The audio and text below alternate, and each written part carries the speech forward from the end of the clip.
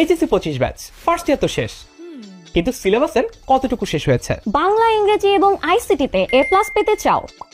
Syllabus কিভাবে শেষ করবে এটা নিয়ে টেনশন করছো? সময় বেশি না থাকলেও চিন্তার কিছু নেই। সেকেন্ড ইয়ারের শুরু থেকেই এই তিনটি বিষয়ের কমপ্লিট প্রিপারেশন নিলেও এইচএসসিতে বাংলা, ইংরেজি এবং আইসিটিতে A+ পাওয়া সম্ভব। তোমাদের A+ পাওয়ার প্রস্তুতি সহজ করতে 10 মিনিট স্কুল থেকে আমরা নিয়ে এসেছি বাংলা, ইংরেজি, আইসিটি এইচএসসি 25 অনলাইন ব্যাচ 2.0।